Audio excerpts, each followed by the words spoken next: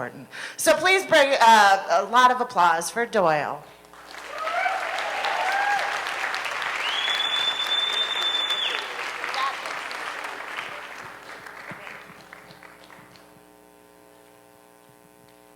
I wanted to do something about gun violence. But when I thought about the enormity of the problem, I felt paralyzed. There are thousands of people gunned down in this country every year. 2014 was a record-breaking year for gun violence in schools. It was also the year my son was born. I couldn't sit back any longer. I had to do something. But who am I? What can I do? I'm a school teacher. I'm nobody.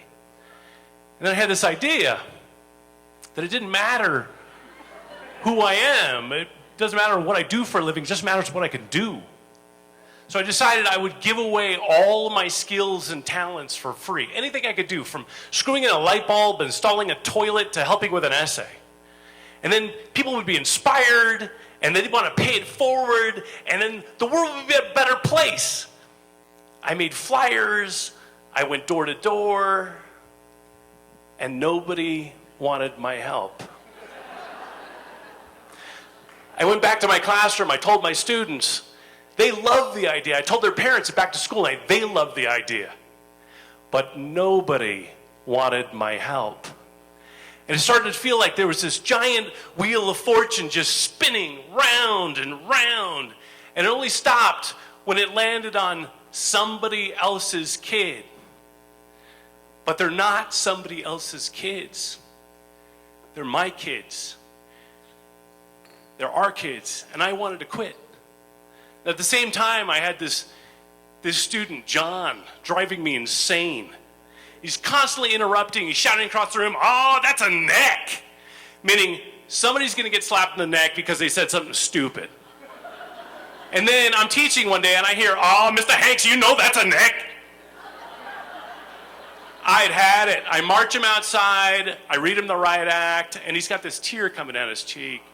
And he tells me his mother's very sick, and suddenly it all makes sense. I put a hand on his shoulder. I tell him, I'm sorry, I'm there for him, and I understand. Now, he and I, things are different between us after that. He's the guy telling the other kids to be quiet now. He tells me he wants to start a kindness club on campus based on my idea, and he's a born leader. He writes a charter. At the first meeting, he's like, all right, you're president, you're vice president, you're secretary, you're treasurer, boom, let's do this. And he stops coming to meetings. I hear through the grapevine that he's been in some fights. He emails me and he tells me, Mr. Hanks, I am not kind. I don't deserve to be part of something great. I email him back and I tell him, you are great, and you come back as soon as you're ready. But he doesn't come back. In fact, he doesn't come to my class at all.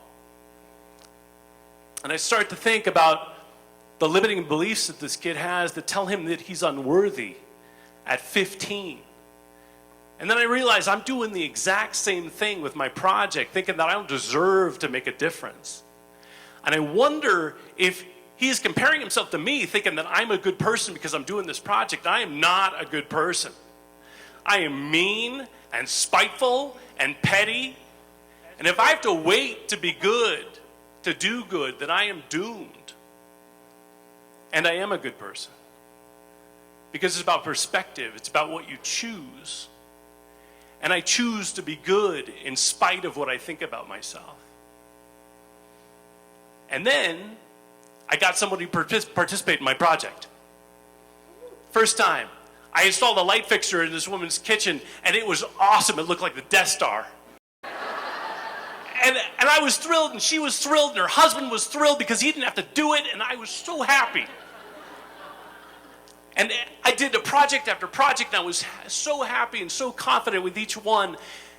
And I was fundamentally changed and completely a different person by giving. And I realized this project was never about what I give to other people. It was always about what I get from giving. I think that's the answer to gun violence.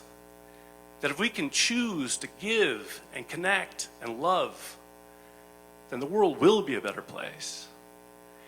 And John did come back to class.